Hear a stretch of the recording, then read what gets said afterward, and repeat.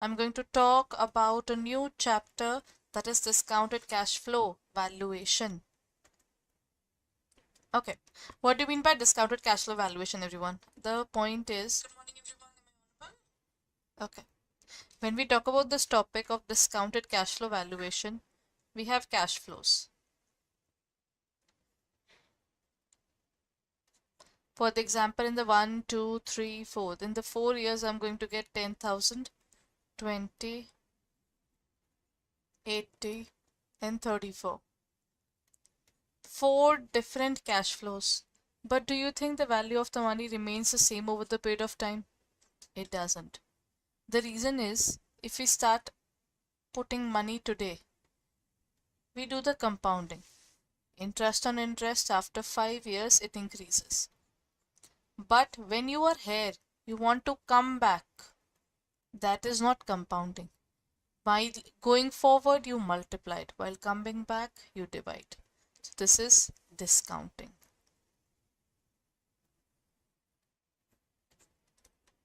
So today we are going to talk about coming back. That is, we are doing the discounting.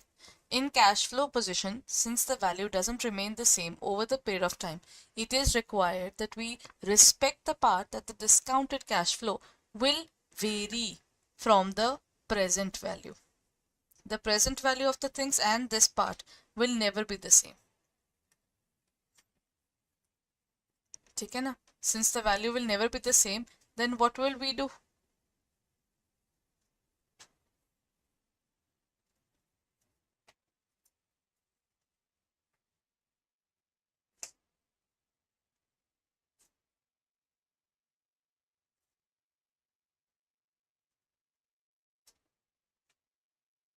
What will we do? We will try to find the discounting valuation. What will we do is basically dividing with the rate of the discounted capital. It can be used in terms of YTM, it can be the discounting factor, any of those things that we can call it. First point, when making valuations, market-based approaches should not be used. When the size of the company is sufficient, when the size of company's assets are lower than its liabilities, in the event that there are significant and unprecedented shifts, or when it is challenging to provide an accurate estimation of the realizable value of a going concern. Just a moment, I believe I have to. Visible, everyone?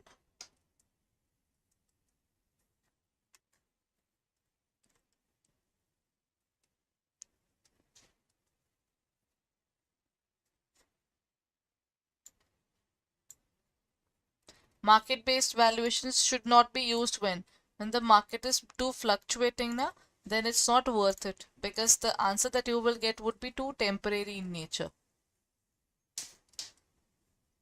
And that will rather give us a wrong cue for the working of the organization.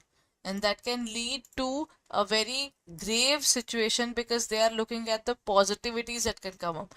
Well, there's no positivity coming out of it.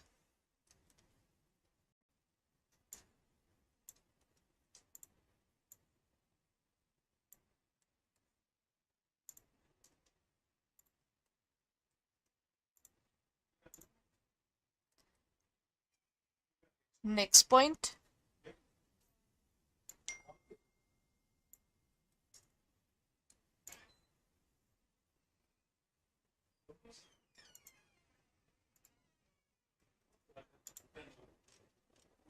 In this case, the correct answer would be C.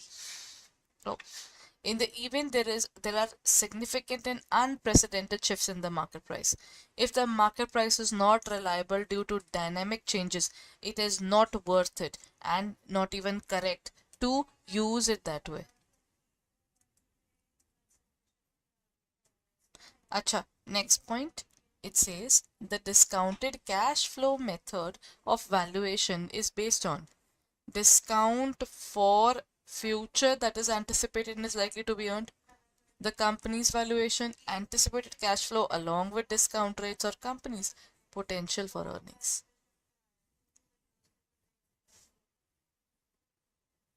the discounted cash flow method of valuation is based on?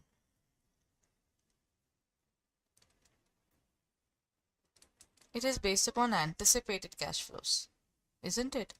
I would say that I anticipate that this much amount I'll earn in future, and then you use a PV factor. And once you get the PV factor, then you do the remaining portion. So in this case, one thing is sorted. We anticipate the cash flows along with the discount rates. So this is anticipated cash flow along with discount rates. Okay?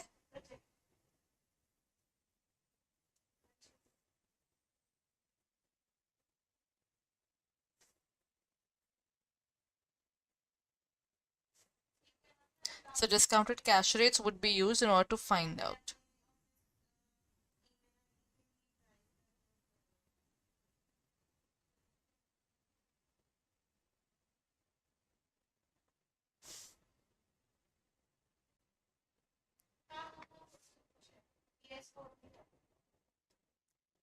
Chaliye.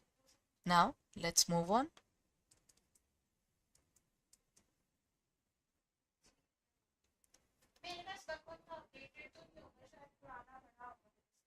Under the discounted cash flow valuation, which of the following is typically employed as discounting factor? It is the cost of debt, it is the cost of equity, overall cost of capital, or annuity factor.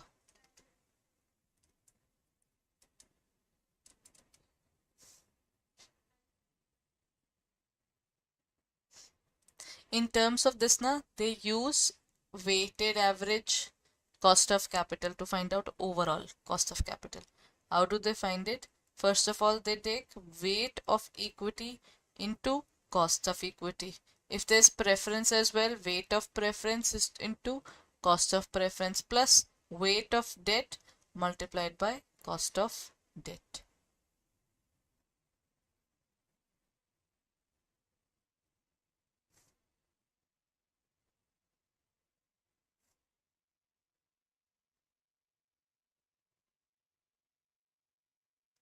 Done?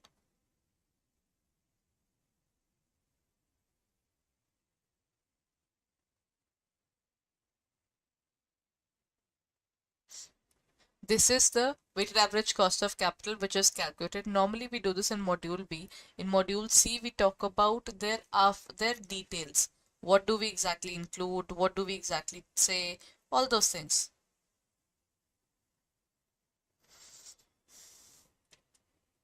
So in this case my answer would be overall cost of capital. We're including both the cost of debt, that is called KD, and cost of equity, KE. The present value indicates value in use, value of cash flows, value computed using internal rate of return or value, present value which a buyer is willing to part with.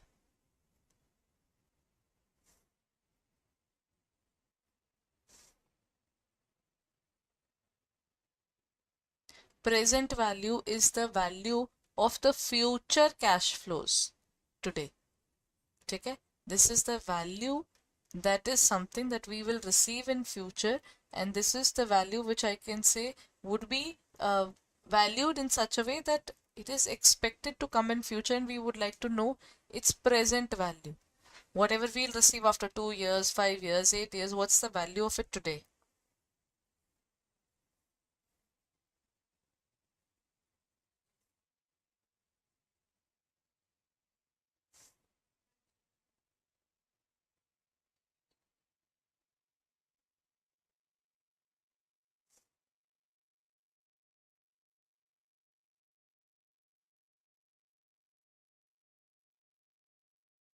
Done? So in this case, the answer is the value of cash flows expected in future.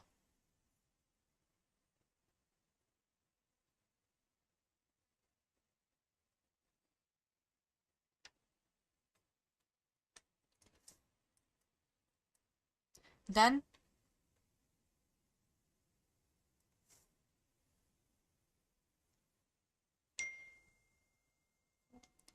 Chaliye. Now comes the next question. When might a DCF valuation be most appropriate?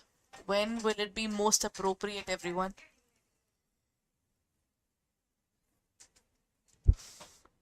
When the stable income is there, mature company with predictable cash flows, when valuing a startup with uncertain future cash flows, when valuing a company solely based on its book value, when valuing a company based on its market share.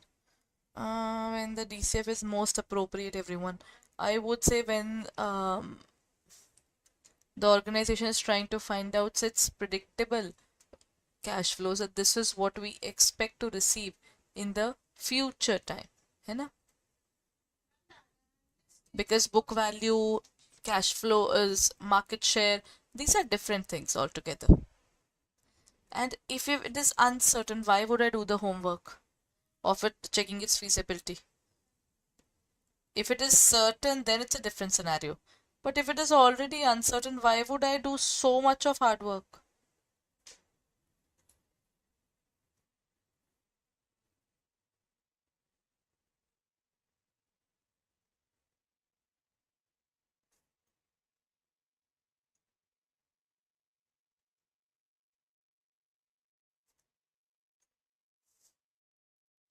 Done?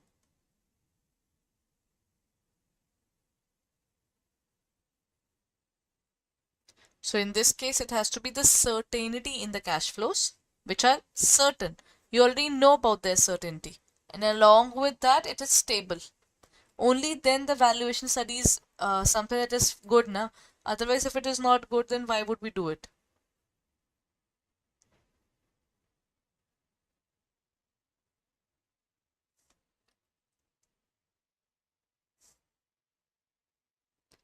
In DCF, what is terminal value? Acha everyone, maybe I started earning up to, I made a payment in some debentures or something. After a certain period of time, I will receive back the money, na? Then the value of the company at the end of the projection period, the value of the company at the beginning of projection period, the value of the company's assets or value of company's liabilities. Assets and liabilities of an organization are marked as per the balance sheet. So this is a different scenario altogether. This is a different scenario altogether. The value of the company at the end of a projection period. Terminal value means the money that you will receive by the end of this project. When the project ends, this is what you will get.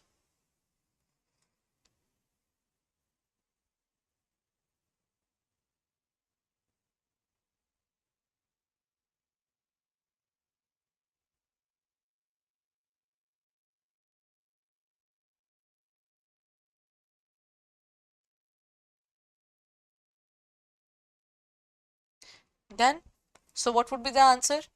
Terminal means end of something. When I've given a lot of money to an organization, after a certain period of time, I will receive the money back. है ना? So in this case, what would be the answer? The answer would be the value of the company at the end of that projection period. Projection because we are trying to find everything for tomorrow. We will estimate the format there.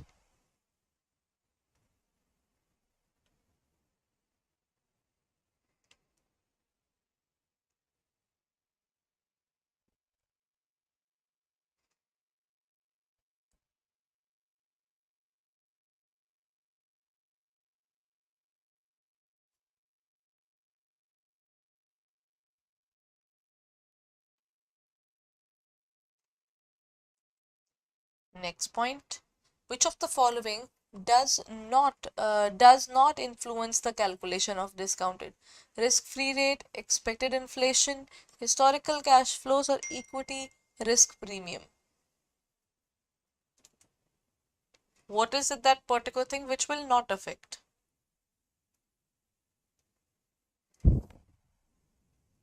Acha everyone, discounted cash flows is for what? The one that we'll receive in future? RF is important. If you go through the specific things, you will understand in terms of capital asset pricing model, CAPM and all, you will find that this is important.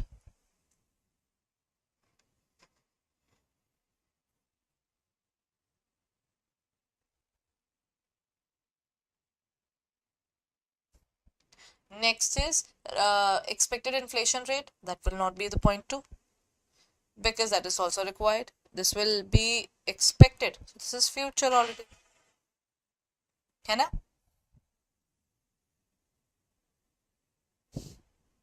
Next is historical cash flows. Why would we need something which is already past? We will need future cash flows for estimation to make decisions. But what will we do with past? The projects which have ended has nothing to do with future. You're living in past laurels then.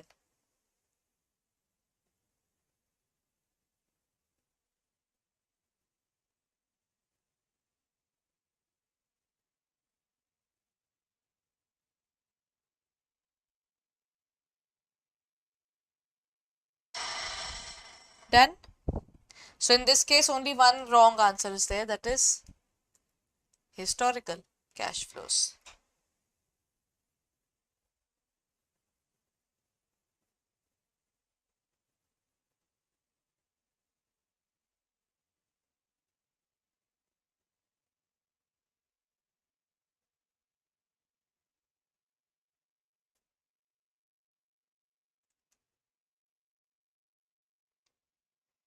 The answer is historical cash flows. Acha, next question. What is the discounted rate of valuation? It is the interest rate which the company borrows. It is the interest rate at which the adjust the PV. It is the amount of dividend. Dividend has nothing to do with DCF. It's the money that we give to the shareholders. So in this case, even the rate of inflation is not the point. In this case, the correct point is the interest rate at which the company borrows money. Rate, this is cost of debt. Right. It would be B. The rate at which the future cash flows are adjusted to the present value. This has a broader point of view. So this would be the answer. Good morning, everyone. Welcome to Office Adda 24/7. My name is Niharika Valia Bhatnagar, and I am with you with the era of ABFM. So today we are going to talk about discounted cash flow valuation. This involves time value of money as well.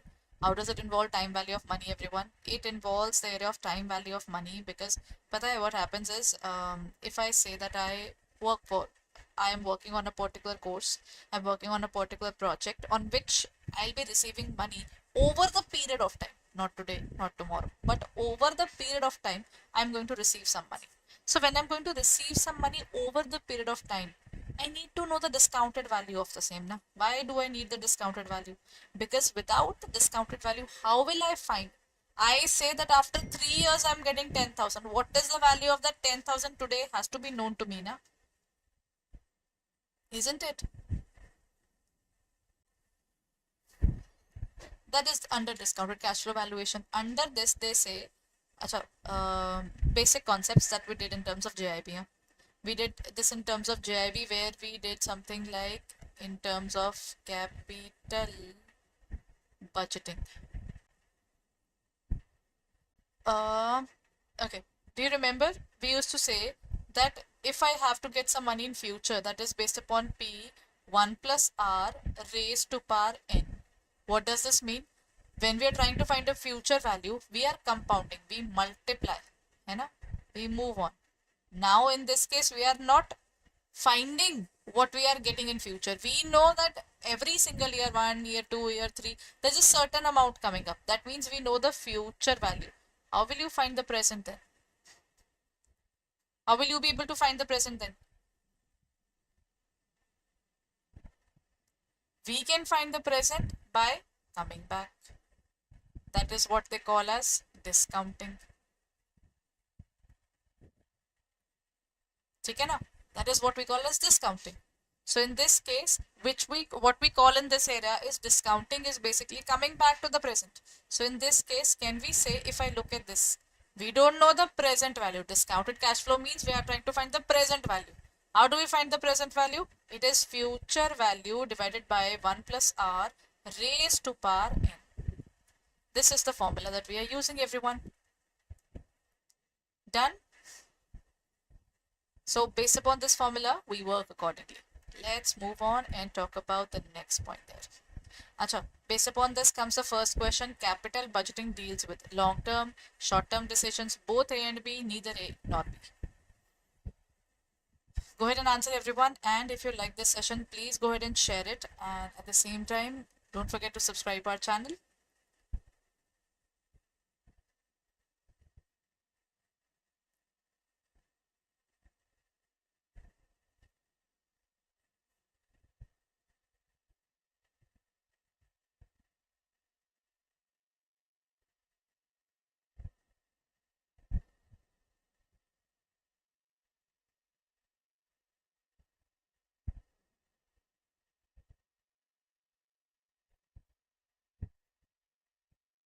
Okay, now let's look at the answer then.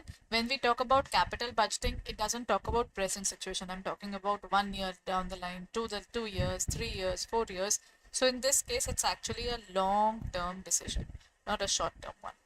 So in this case, the correct answer is A, the long-term decisions. Next point, the internal rate of return criterion for project acceptance under theoretically infinite funds. Accept all projects which have IRR equal to cost of capital, IRR greater than cost of capital, IRR less than cost of capital, or none. What would be the point that you will be taking up?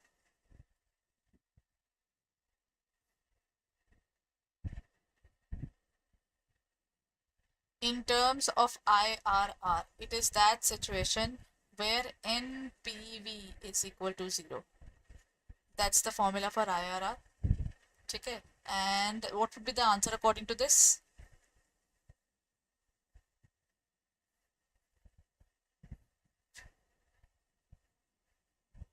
See, internal rate of return is basically the return that we expect. And when we talk about the area of cost of capital, this is the amount that they are promising.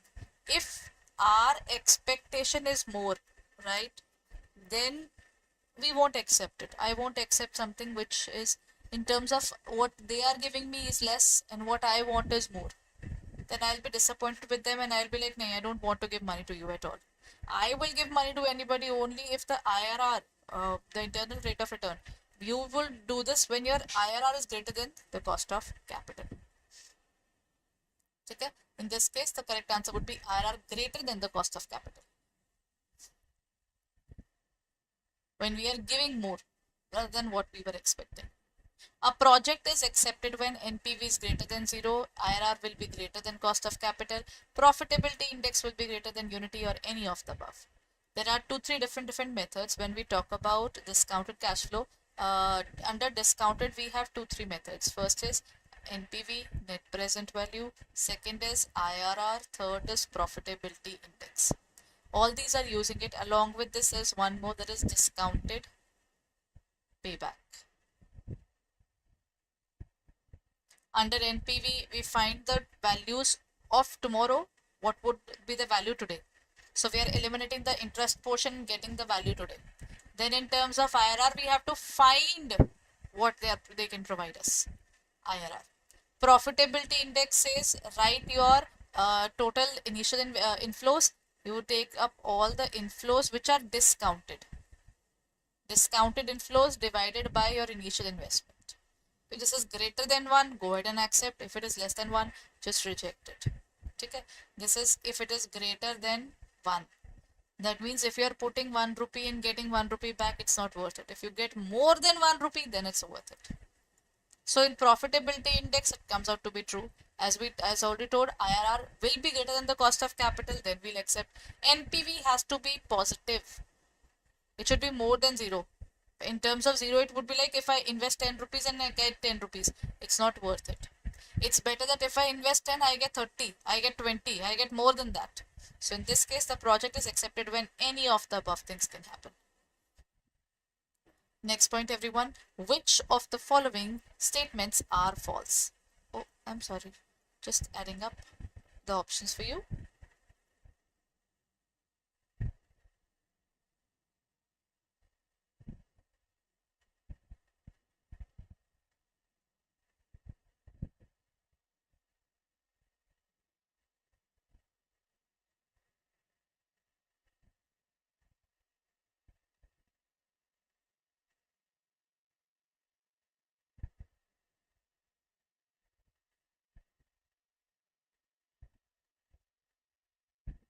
Cash flows and accounting profit are the same. Cash flows are profit before depreciation and after tax. Net profit value method is based upon cash flows. Average rate of return is the method on based upon cash flows. Which one is false? Is cash flows and accounting profit same? I would not really say that. But let's see. Cash flows are profit before depreciation but after tax. Net present value method is based upon cash flows. Such as this one's correct in any case. Okay, then NPV is based upon the cash that we receive. Average rate of return method is based upon the cash flows. It is based upon that. But pata hai, whatever your net profit would be, you will add back depreciation because it's a non-cash expense. You will add back all the non-cash expenses. What you will get is your cash profit. That is your cash flows. So everything is done as per the cash flows. And so if you like this particular session, then please go ahead and like it as well.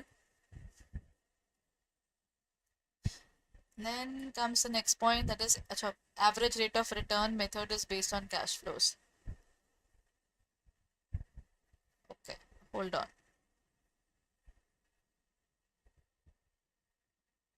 No, but A is also wrong. Both of these are wrong then. ARR is based upon cash flows. ARR is actually based upon our profit divided by our initial investment. This is normally calculated in percentage. So I'll say that both of these are wrong. So both A and D will go wrong. In this case, both A and D are wrong. First is not correct because accounting profit is not the same. As I told you, you will have to adjust all the net non-cash things because you can include only and only cash inflows. While in terms of net profit, many non-cash things are also added because it is on accrual basis. First of all, many organizations work upon accrual basis as well. And secondly, when we talk about this area, we also face one more thing, that is other than the accrual area, we also include those expenses which we are not paying, but we still make it as an expense. Acha, what might a DCF valuation be most appropriate? When valuing a stable, mature company with predictable cash flows, when valuing the startup with certain uncertain future cash flows, when valuing the company solely based upon book value, when valuing a company based on its market share. Where is discounted cash flow appropriate? One of the basic areas where I can see DCF can work is when we have future cash flows defined. We are not getting money today. We might be getting the money tomorrow, day after tomorrow, after a certain period of time. It's like 1, 2, 3, 4. We're looking at the future area when we'll be receiving the money. Not today, but we'll be receiving it tomorrow. And it has to be a very stable, mature and company predictable. Achha, this is also one of the most important areas. That is, it should be reliable. Think about it. I give you approximately 10 can come. No, let's make it 20. No, let's make it 30. What will you do? You cannot apply the model. The moment you will finish up your discounting, then you will be facing a problem. So it's better that we do not use this area at all. It has to have a certain cash flow, not uncertain cash flows. In DCF valuation, what is terminal value? Terminal means what you get by the end. The value of the company at the end of the projection period, the value of the company at the beginning of projection period, the value of the company assets and value of company liabilities. Terminal means end. So in this case, what will it be? It is basically the value at the end of the projection period. That would be the answer. Which of the following method takes into account the time value of money? Payback, ARR, NPV, or all of the above? Okay, let me tell you, there are certain things which are called traditional. Under traditional methods, we have payback and ARR. They do not use or they don't even agree upon time value of money.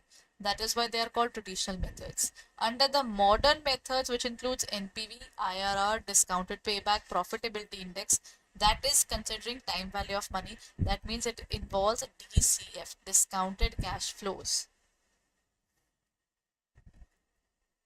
Done, everyone?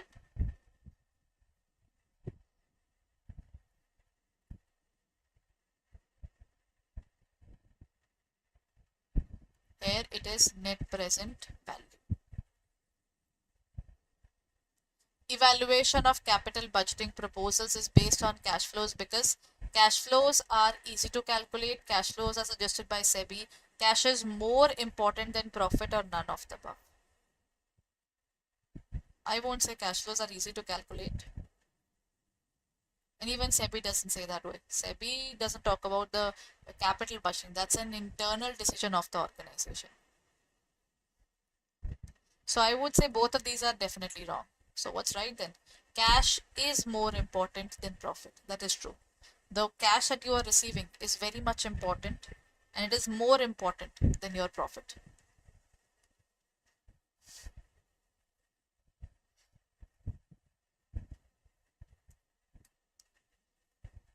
Okay, next question everyone. What is the primary objective of discounted cash flow valuation? What's the first thing why they are doing it? To estimate the market value of the company, to determine the intrinsic value of an investment, to analyze the liquidity, or to calculate the ROI of a project. What would it be?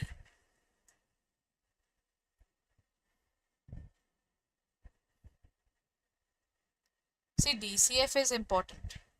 Till the time you don't find the realistic values of your organization, things won't work out.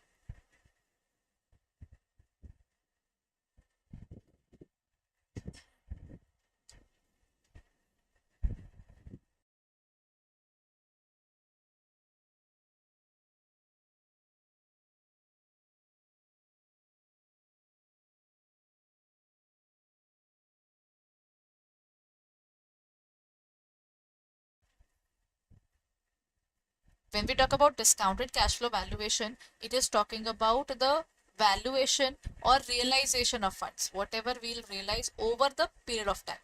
The estimate the market value of the company, it is not based upon historical performance.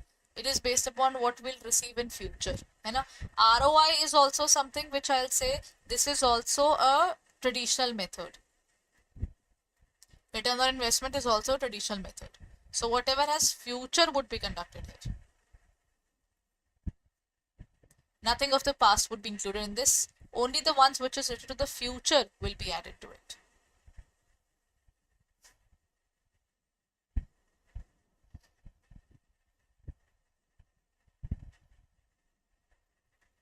Done everyone?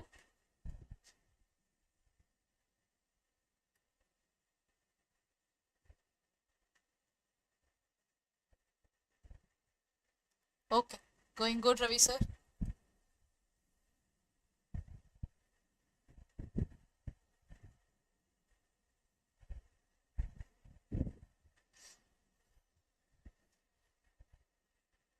Let's take up the next question then.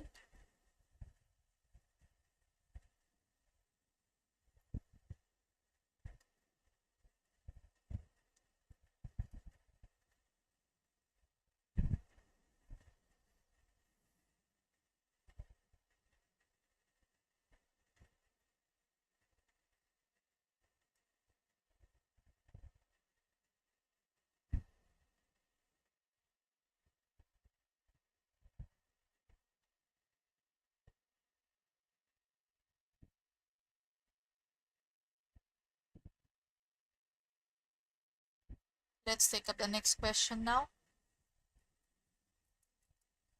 Here it is.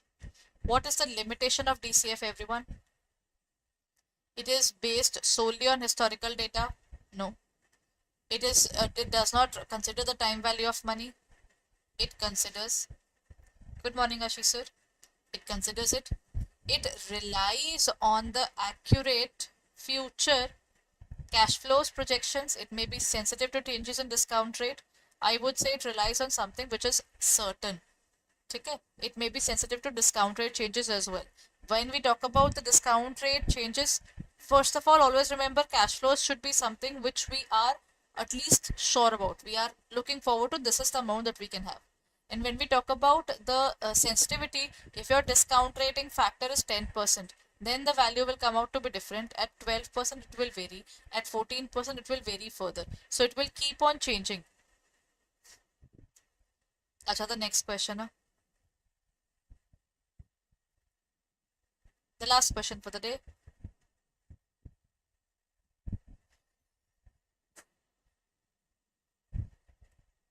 Depreciation is incorporated in the cash flows because it is unavoidable cost. It is a cash flow. It is not a cash flow. It is a non-cash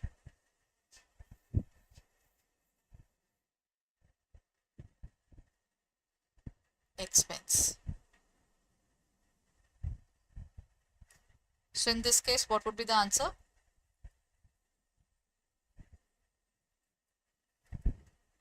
It would be, it reduces the tax liability. In actual, what happens is, whatever your profit is before depreciation, you say in any the value of the asset is also declining, so I'll write it as depreciation.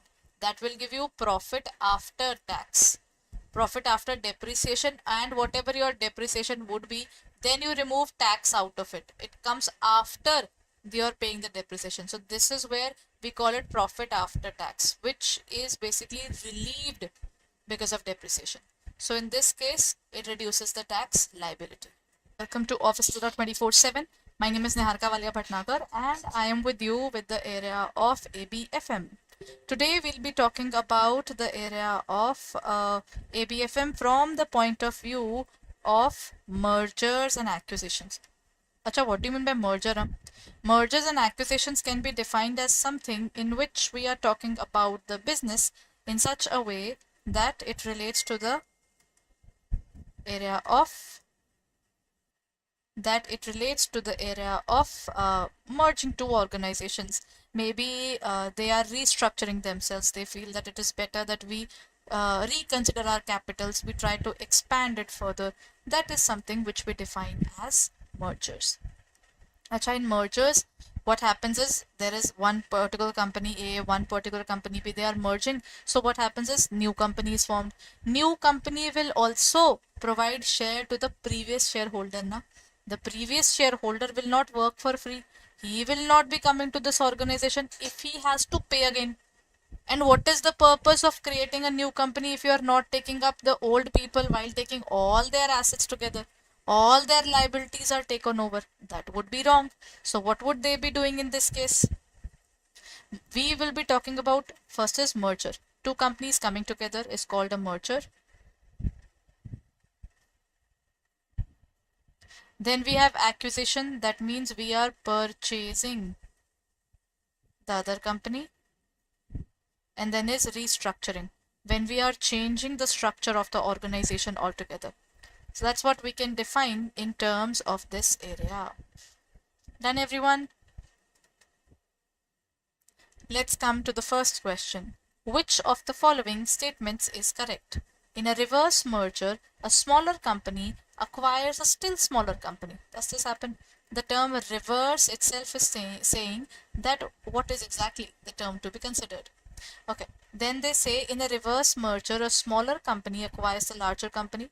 In a reverse merger, a larger company acquires a smaller company. Or in reverse merger, an NBFC acquires a non-financial company. Okay, there is nothing in terms of NBFC and non-financial company, everyone. In a reverse merger, a smaller company acquires a larger company. That can be true. Sometimes this happens that a smaller company may be doing something interesting in their working that can help them to pick up the bigger company. What do they do? If there is one particular company is smaller, right? Let's talk about it. The smaller organization wants to enter the market. And what did it do? It was basically not listed even. It was not nowhere. While the larger organization was listed, was growing. They acquired the larger organization slowly and steadily. And then now they can use the resources of larger organization to get a bigger way of working. So in this case, can we say that in the reverse merger, a smaller company acquires a larger company? And this also happens when we talk about smaller and larger companies here. Sometimes you acquire these companies because there are certain things which you cannot do on your own. So you will acquire the other organization to do it in the form of working there. Oh, I'm sorry. Next question. A merger is said to be synergistic if the combined value of the companies is greater than. Aggregate value of individual companies, value of individual companies following the merger, the worth of a company as a whole, or none of the above. When we talk about the merger, everyone, merger is basically one company. Merger is of company A and company B, both the companies coming together and forming a new company. You've heard a particular Hindi idiom which is ek aur ek 11. When you add 1 plus 1, it is not 2, it's actually 11.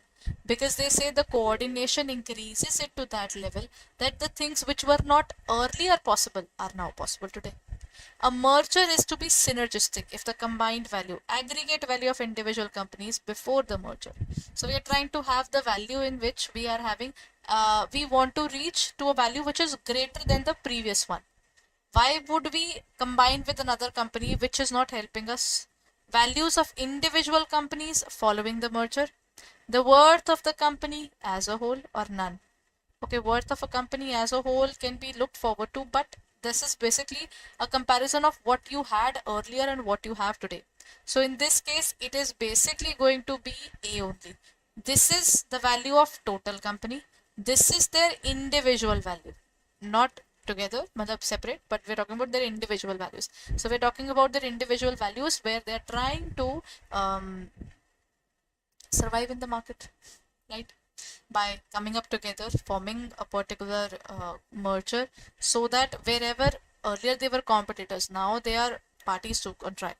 So their working, their growth will be way more now. Okay. Sorry. Next question, everyone. It says, which of the following entails dividing a large corporation, such as conglomerate? Conglomerate has multiple organizations in it, which is comprised various divisions into multiple independent businesses. What happens in this case, everyone? Which of the following entails dividing a large corporation, such as conglomerate, which is comprised of various divisions into multiple independent businesses? Actually, now you sometimes have to do this. Why? Because one particular division becomes so big that you cannot keep it under yourself. You will have to create a separate division out of it. Let me give an example. Dove started working. Dove is basically a division of HUL there. Dove came up only with the specific soap. From soap, they came in the area of lotions, I believe, as well as now they're currently in shampoos as well. Shampoo and conditioner, Dove is working in that range. Now they have come up just because it has been quoted as a very soft thing to use. So it has entered the market of baby products. Now, will they keep all these things together, or they will keep different products there? They will keep different products. They cannot keep one.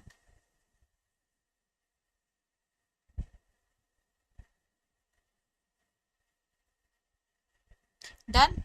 So in this case, we have to be very sure about which division to be kept under the wing or which division has to now leave. Sometimes we have to do this, everyone, because if we do not do this, then we will face a lot of problems. First is stock split. Let's talk about all the terms altogether. Stock split is whatever the value of your stock was, it is divided into two parts. If it was 10 rupees face value, now it's divided into 5 and 5, two parts. Amalgamation means one particular organization and other organization coming together forming a new organization. Mergers, amalgamation, they are very similar terms. Not same, but similar. Share buyback, you had a lot of people buying your shares. So all of them have the voting rights as well. Now you are losing your monopoly in the voting area. So what will you do? You will try to hold it back. That is called share buyback.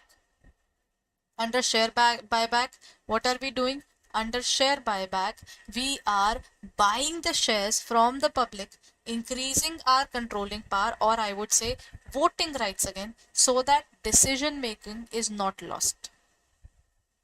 Then is demerger.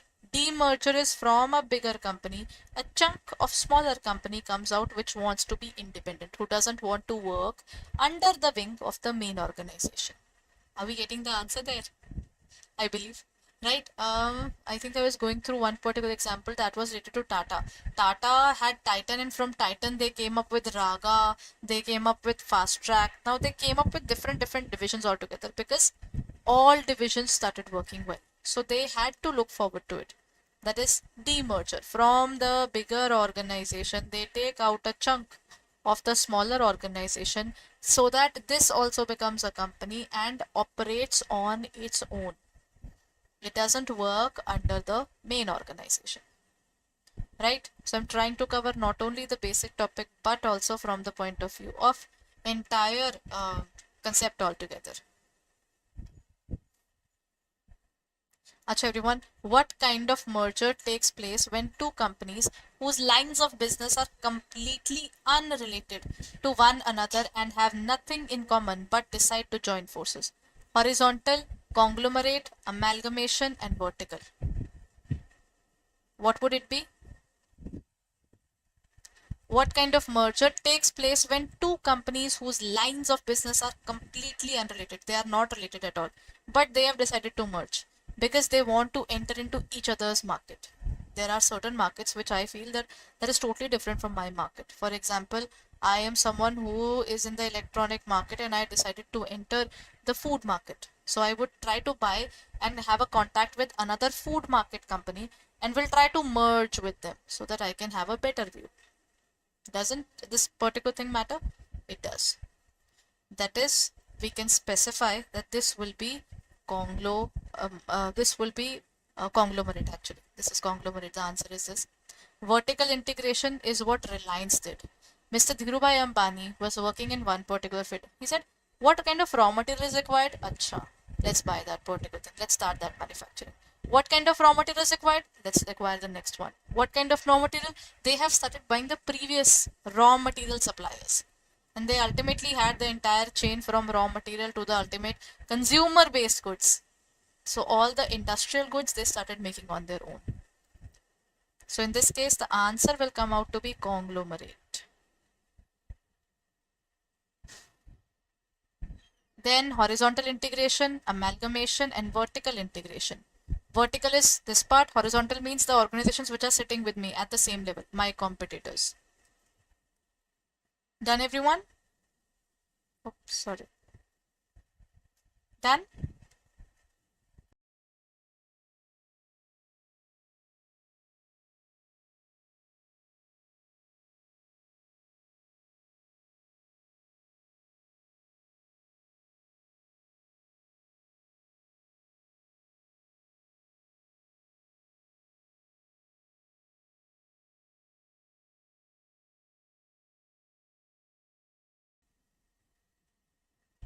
Now, in this case, the answer is conglomerate. Horizontal is my partners there. That is, for example, Vodafone and Idea. They are both in the same field at the same level. That is conglomerate.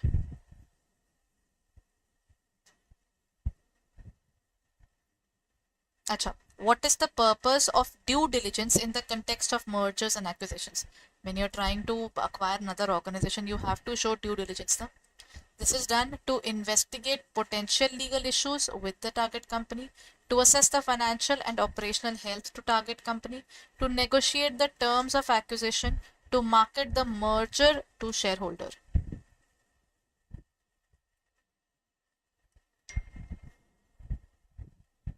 What is the purpose of due diligence? Due diligence means taking proper due care.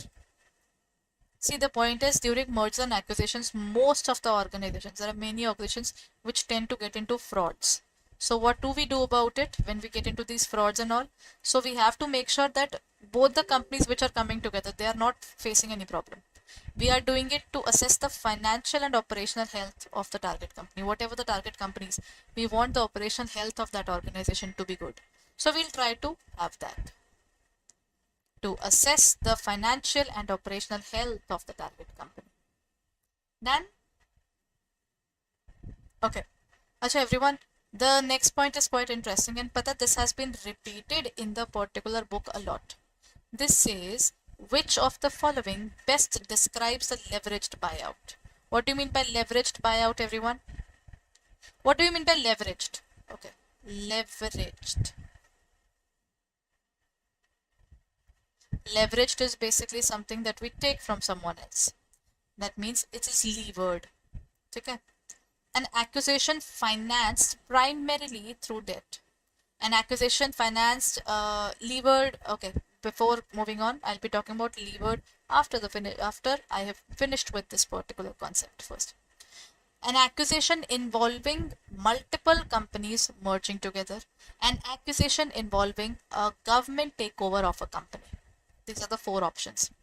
Leveraged basically means levered. You don't have the power. You derive the power from something else. For example, if I want my business to grow, I will grow it through the finance area. I cannot grow through any other specific area. So that is finance. In this case, an acquisition financed primarily through debt, an acquisition financed through equity. It is never through equity. Leveraged means something that you are taking from other people for money. That is your debt. An accusation involving a government takeover of a company. In this case, the answer would be an accusation primarily through debt. It is exclusively related to the area of debt, not anything else. Now, which of the following restructuring strategy in that involves selling off a portion of the company's assets? We have to just leave a few part of the company's assets. It's like you have to amputate the arm to save the entire body from gangrene, isn't it?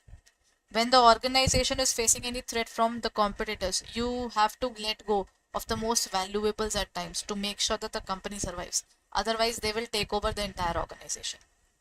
That is spin-off, diversity, then leveraged buyout or joint venture. In this case, what would be the answer? Joint venture is two companies working together. The example can be Jubilant Foodworks Limited. Domino's doesn't work in our country on its own. There is no Domino's actually in our country. Domino's started working with a particular company called Jubilant Foodworks. Go ahead, have a Domino's someday and then look at the bill there. At the back of the bill or in the beginning even you will find they have written the word Jubilant Foodworks. This means this organization takes care of the working of Domino's in the entire country. They already had a lot of restaurants in different areas. Domino's came, had a tie-up with them. Now they work together.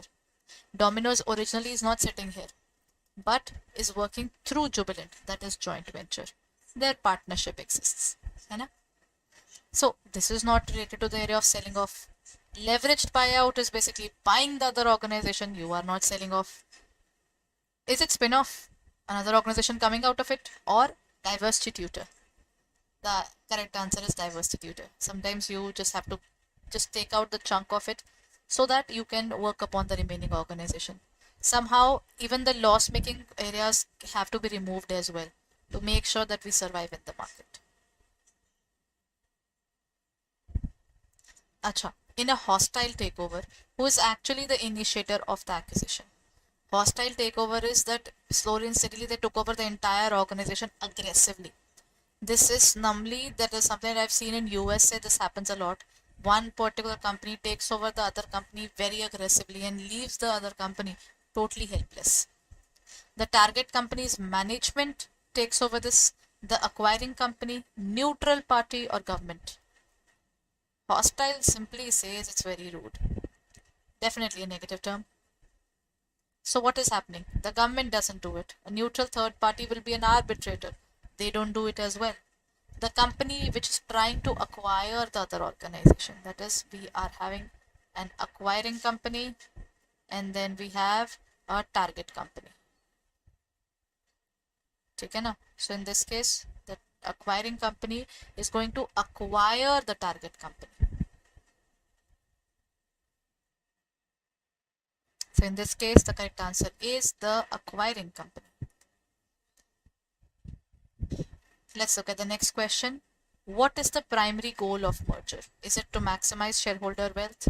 That can be the point, because we always would want that the organization is growing further.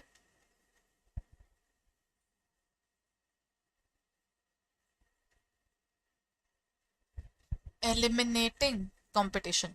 You have to eliminate the competition, so you might be just making a friend out of it, and that to your partner. Increasing market share, it can increase if the person is in the same field. If they aren't, then it won't work out that way. Reducing cost, not necessarily.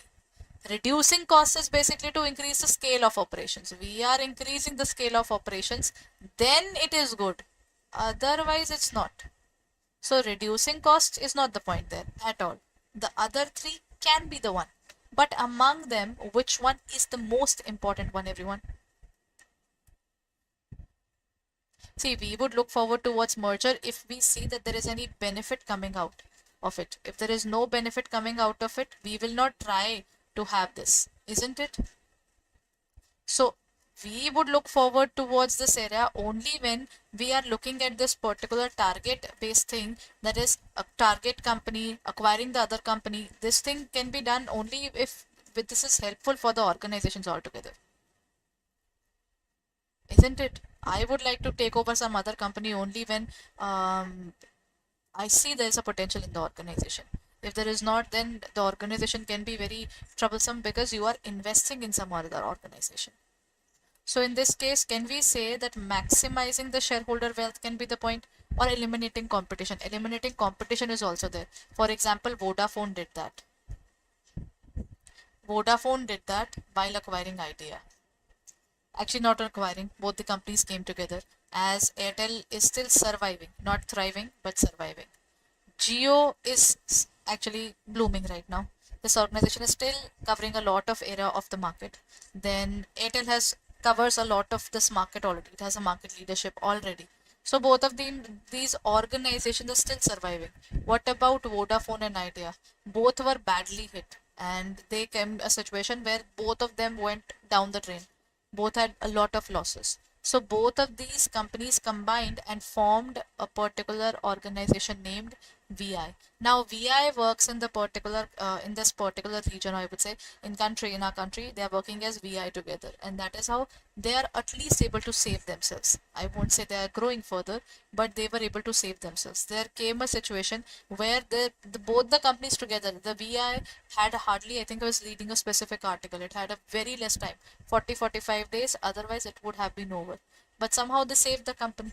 But this happens. So merger sometimes can be the survival area. To eliminate the competition, we have to do it.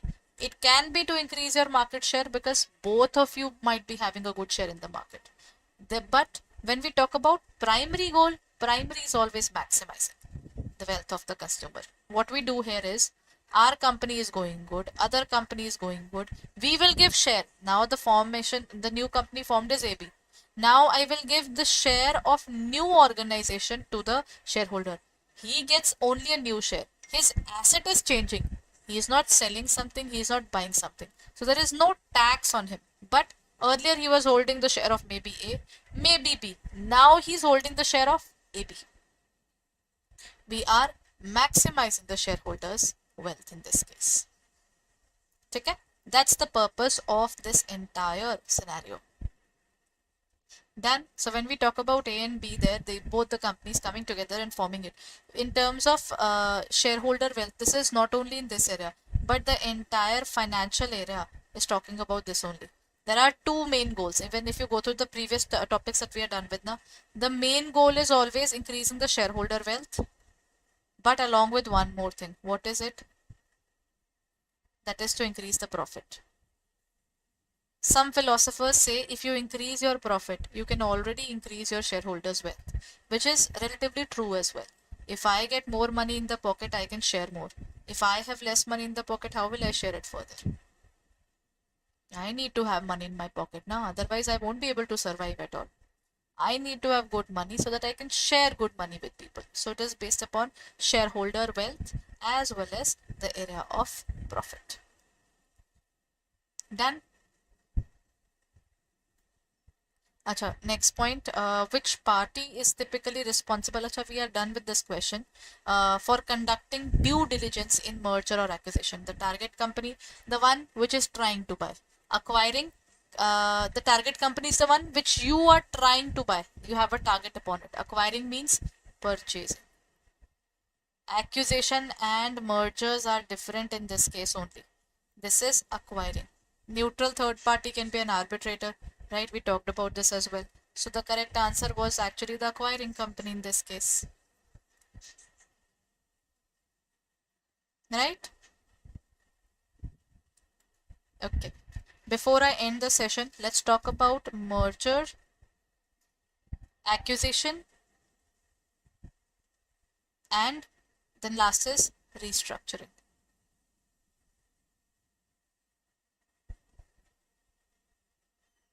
Merger, acquisition, and restructuring. Merger is something when two companies are adding up.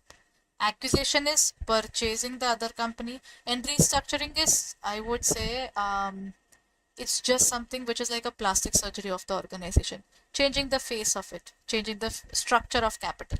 Organization is working in the same manner, but capital is being shuffled, right? That is the difference between the three.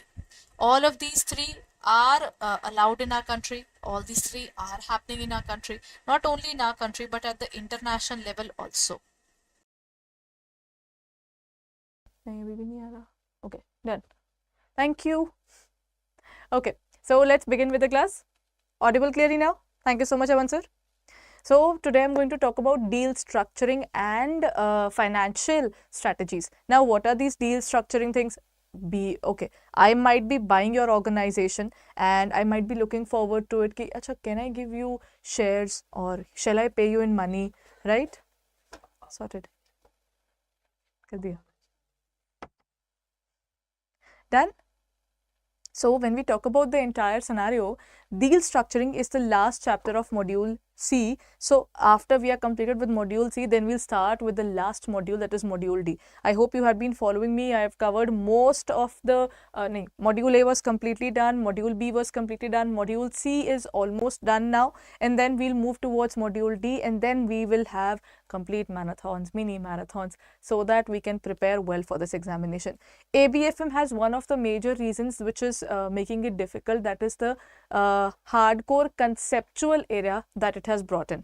So those conceptual things requires an understanding. There are certain paragraphs you have to read it twice. Ki, Achha, what exactly this particular paragraph is saying, because there are too many financial terms in this, right? So keeping all these things in mind, here comes the first question. When deciding on acquisition vehicle or the post-closing organization, it is necessary to take the consideration of the elements except cost and level of formality involved in the organization, ease in which the ownership can be transferred, the continuous existence of the organization, or profit of the organization. What would it be, everyone? Whenever you buy an organization, you have just bought an organization and they are talking about post-closing. During the situation of post-closing, what would be the particular thing that you might be considering and which is very, very important?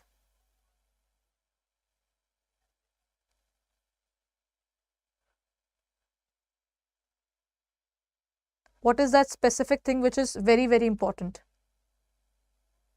All, I would say, the cost and the formality of involved in the organization, you are paying a hefty amount for this.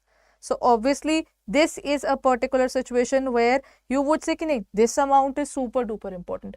Cost and level of formality. Then the ease which the ownership can be transferred. This is also very important because you are buying some other organization. You want to know what's happening there. The continuous existence of the organization, it has to exist. If it is not existing, then what was the fun of going through all that acquisition? And the last one is profit for the organization. This will happen after they have made money. So these three above are correct, but the last one isn't.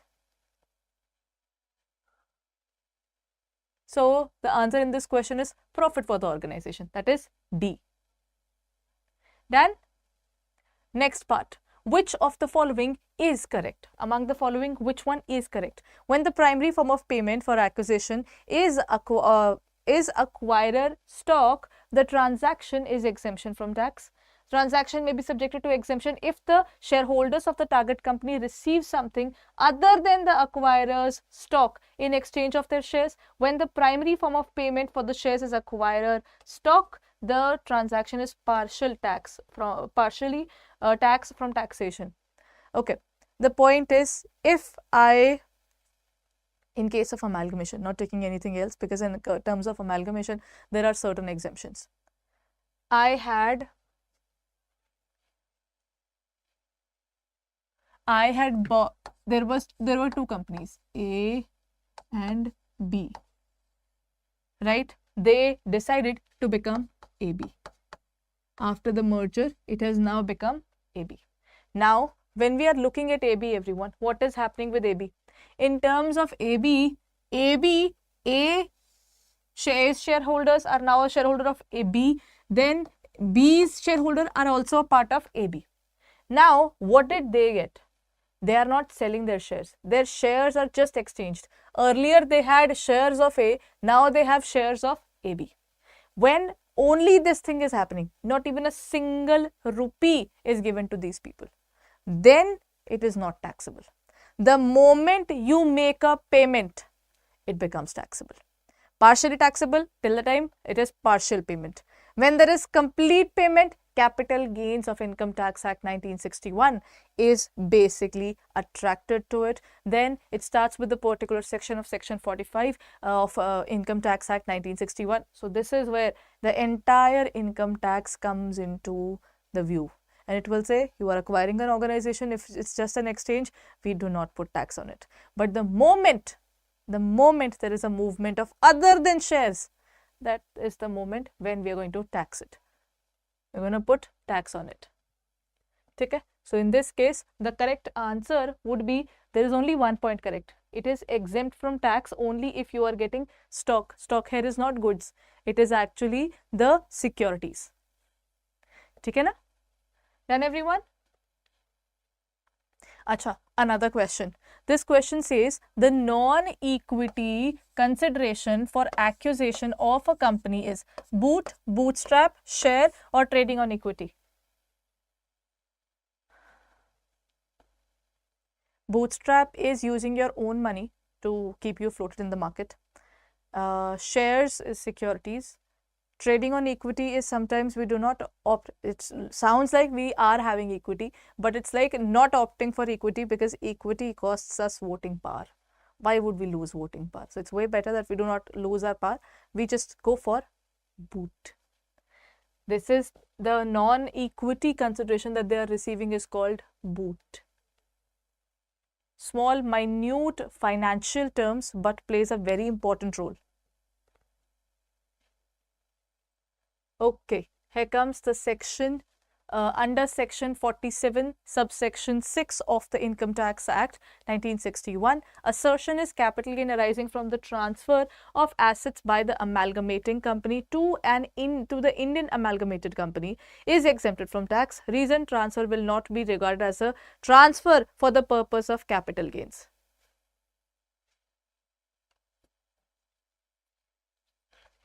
Do you know, as per Income Tax Act, there are certain things to be called as transfer in order to get taxed. If it is not considered as a transfer, there won't be tax on it. That's actually correct. This is the particular point which they specify. They say that in this area, both assertion and reasoning are correct. Both A and R are wrong. Both A and R are correct and R is the reason, or none of the above. I would say in this case, one particular thing is clear, that both are correct. But is the reason is in context with assertion? It is. In this case, the correct answer is both A and R are correct and R is the correct reason. Okay? Both A and R are correct. Done?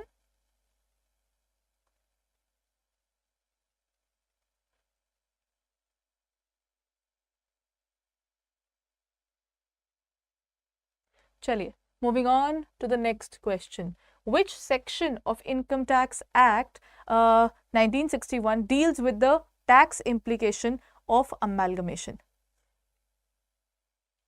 234, 284, 72A or 190?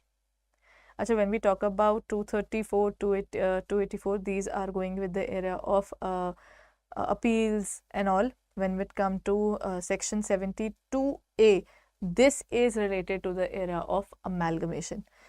छोटी छोटी चीज़ें, it's very important that you learn a few important sections. I would never say कि cram each and everything from the ABFM book. Ultimate truth is you won't remember even a single thing if you're trying to learn everything. There's a particular thing that we do in controlling. I believe you must be remembering it in terms of MBE. When you try to control everything, you end up controlling nothing. The moment you are trying to cram the entire book, ye bhi yaad kar lenge, I learned this one, I learned that one, you will remember nothing.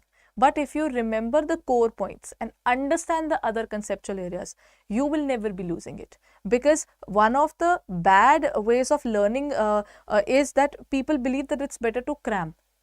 Or let's learn an MCQ as well. This might be the MCQ that is coming in the examination. So it's way better to not to have that kind of view, but have a view of understanding.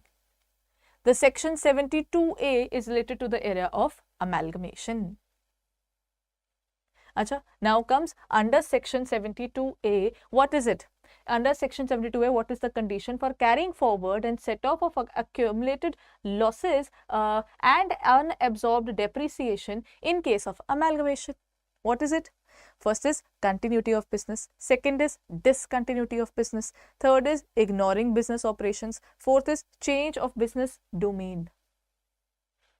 72A says that the losses of the previous organization, the one which existed before amalgamation. Matlab, there are A, B and AB. If there was any loss of A, it can be carried forward by AB. Why? Because AB gave its shares to the people of A and didn't pay or receive even a single rupee. What happened was, whatever belonged to the company A now is a part of company AB, and shares of the shareholders of the company A received shares only from company AB. There is no movement of cash, there is no payment of cash. It is just an exchange of shares of A to shares of AB for the shareholders. So in this case, they are not making any money out of it. So in this case, even if A has seized all the assets, all the liabilities of A are now part of AB. That means all the assets bearing liabilities, all the liabilities which they had to pay are a part of AB. So all the losses which were carried forward by A are now belonging to AB. This is as per Income Tax Act. But provided, again repeating, there should not be movement of any money in this. So this would be there only if there is a continuity of business. Done, everyone?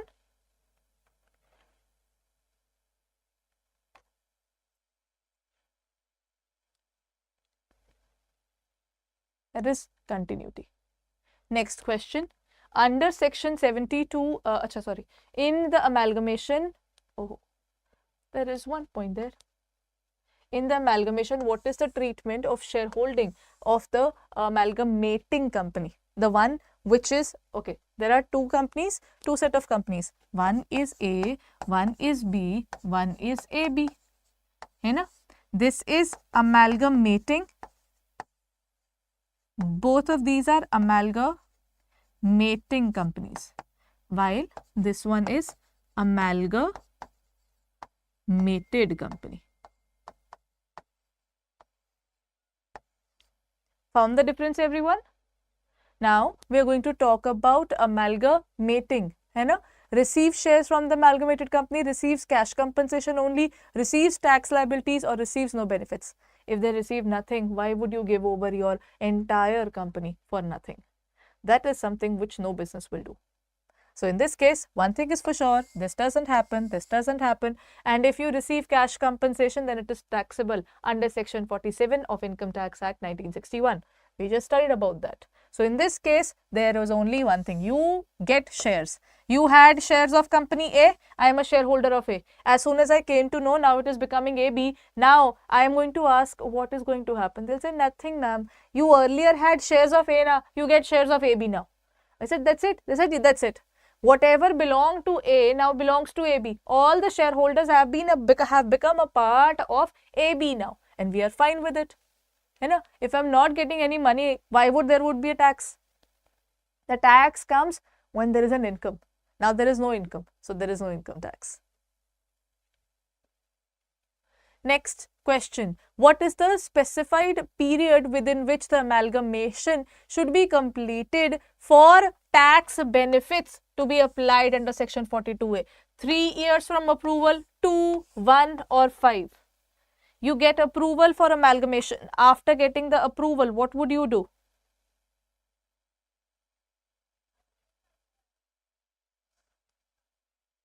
Once you get the approval, within how much time? Everything has a stipulated period of time. It doesn't happen blindly. है ना?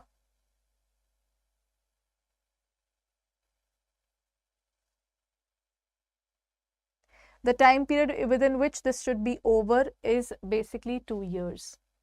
Within 2 years. Within 2 years from the date of approval.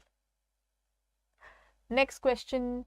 When a company is liable to pay MAT? MAT is minimum alternate tax under section 115 JB of Income Tax Act ITA. Okay? Then they say if its book profits exceeds 15% of income, MAT is compulsorily applicable in terms of companies, but in case of individuals, this also exists in case of individuals, but only if you have more than 20 lakh rupees of your income. So MAT would be applicable on individuals, but there it is called AMT. In case of companies, we call it MAT, and in case of us or individuals, it is called AMT. What's this particular section? MAT says there are certain things which it will say is income, certain things which it will not allow, and it will calculate its own profit. One is under Income Tax Act, the calculation of tax is done as per the Income Tax Act normal provisions. That means for a company, the tax is at flat 30% of the income which they earn. Then according to they will consider certain incomes, they will disallow certain expenses. On the basis of that, there is another section, or that is called 115 JB, that is MAT, under which your amount of taxation would be different. Will it be 15% if the income tax payable is less than 15%, more than 15% if the reports of net loss is there? What would be the point? MAT is actually applicable when it is more than 15%. If its book profits exceeds 15% आएगा ना? If it's, oh yes, if its income tax payable is less than, this is the answer. Why is this answer? Let me tell you. I was telling you about this na, 13% and 15%. Sometimes what happens is the provisions, the incomes and the expenses which this 15% portion considers is different from this. So what can happen is, at times, once you consider the taxation under 30%, it can come out to be say 40,000. While the total different provisions, totally different answer in this area, if it comes out to be 50,000. Income tax says the more money comes, better it is. They will not fight ki nahi, this is the taxation policies that we have given. No, they will say more taxes here, find it there. That means in this case, they would say that if the income tax payable is less than 15% of its book value, then we would be looking forward towards MAT. Okay? The answer is B. Now comes the next point. What is the tax rate of MAT under section 15, 115 JB, 10, 15, 18.5 and 20? Hint, earlier it used to be 18.5 for companies. It is still there for individuals, but for companies it's no more there. We've just studied about it. It's just another question out of the question that we have created. It is 15%.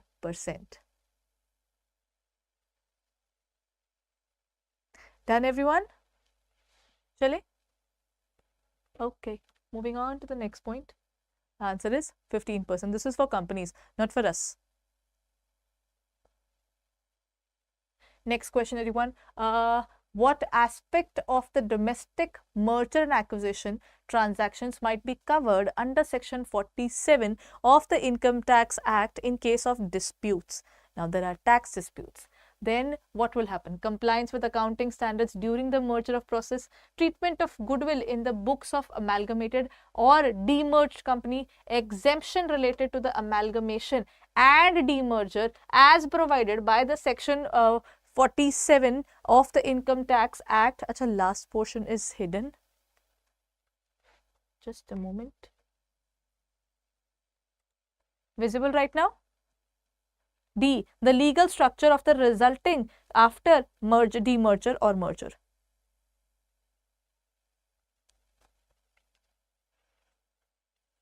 In case of income tax disputes, what would we do? Legal structure is not our problem. Goodwill is again in terms of accounting. Accounting standards is something income tax doesn't talk about. The beauty of our laws and standards is nobody pokes their nose into someone else's matter.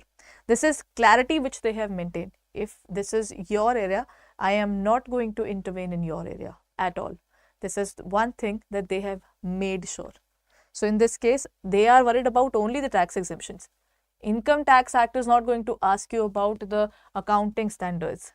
Accounting standards are different in terms of the working, and they are given by ICI, issued by MCA. So there are accounting standards and all is handled by them, while income tax is handled by the CBDT, that is Central Board of Direct Taxes. So the work is already defined. You do not poke nose into the other people matter, they won't poke their nose into your matter. So their matters have been clearly segregated.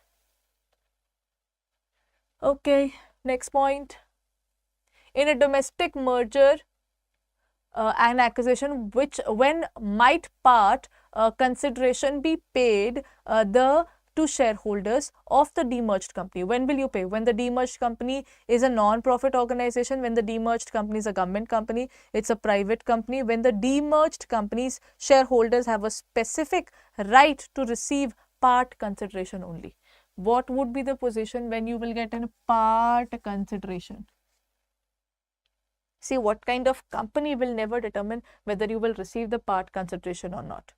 You cannot determine it just on the basis of the fact that there is a NBFC, there is a private company, there is a non-profit company. It has never specified this. There is no place in this particular book they will write that this is based upon this scenario. So there is only one answer, because they have written it in the contract that we will be receiving part consideration, and the portion which is received in cash, will it be taxable or not? The portion that we receive in cash, will it be taxable or not? The portion that we receive in cash is taxable. Done, everyone? Okay. So before I end this particular session, what did we do today? Let's talk about all of those things together. When we talk about mergers and acquisitions, they start with deal structuring is basically something which I would say is a spin-off of mergers and acquisitions. If you know about the mergers and acquisitions only, then you can understand this. In terms of amalgamation, what I do is, if I had a share of company A and I had 10,000 shares of company A, now I hold shares of company B. Okay, I'll be given similar amount. It might be 10,000, it might be that. It would be based upon similar amount. In case your assets that you would have got from A and the liabilities you have taken over is also there. If you have paid them more than the value of their assets and liabilities, that's because they had a goodwill in the market and you wanted to buy that company so desperately. You said this company had a particular goodwill or reputation in the market, I am ready to give that amount. So they are ready to give the goodwill. That was the point which was given in this particular option. So they can give it as a goodwill. Secondly, when we talk about the mergers and acquisitions, in terms of M&A, when they talk about these M&A, what are they doing? In terms of M&A, this case, if you get only and only shares, you didn't get a single penny. You earlier had shares, now you also have shares. Nothing is happening. If there is no movement of money, no income tax. Not regarded as a transfer under section 47. Okay? No income tax. The moment there is any part payment, that is where you attract income tax. And the moment the income tax is payable, this will be taxable. Done. So in this case, the answer will come out to be this. That it, in terms of part payment, it becomes taxable. Done, everyone? So this was a specific session for the era of deal structuring. It has just started. We're going to cover a lot of topics. This has got a lot of income tax provisions and all. So I think that becomes way better that we learn it through this manner. Acha. Now, if you haven't taken up any of our courses, what you can do is go to our website, that is www.adda247.com. Go on to the area of our JIB and CAIIB. Click on the area of JIB and CAIIB. In this area, go on to the area of CAIIB November 2023. This is where you will find all our batches. The English medium batches here. Then the CAIIB Mahapack is also there. Under Mahapack, double validity is going on. 500 hours of online classes, 132 test series, 263 ebooks, 970 videos. Everything is available for you. What you need to do is you can take up any of these courses. It is available for 3 months. Then if you want it, then you can get it for 6 months. You will get it for another 6 months. That means you get it for 12 months. Then we have it for 12 plus 12. You buy it for 12 and you will get it for 24 months. Done?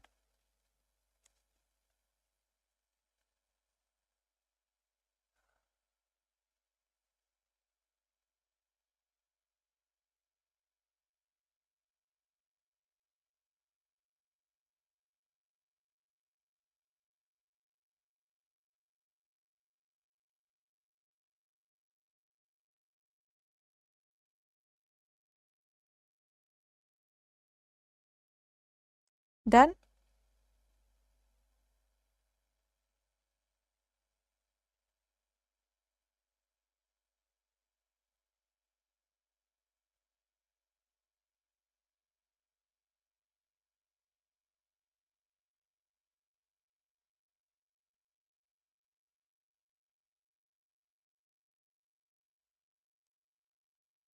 So in this case, you just have to use the specific code exam 80 and you will get 81% off in this if you are going through our app. So this is available for you at 7367.40. So if you're looking forward to it, then kindly hurry up because this offer is definitely for a specific period only.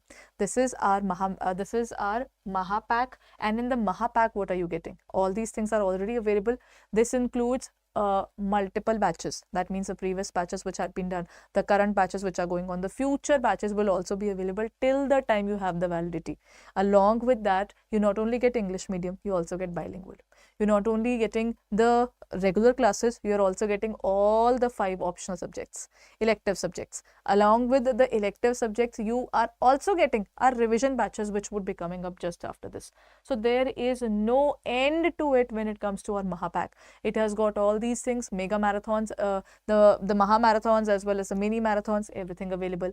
Then doubt classes available. So whatever you would like to go through, everything is available here. That is, at the same time, practice papers that is also available. Along with that, every second and fourth Saturday, we will also be conducting the doubt sessions. So this means if you're looking forward to it, everything that you might be looking forward to is available in this area.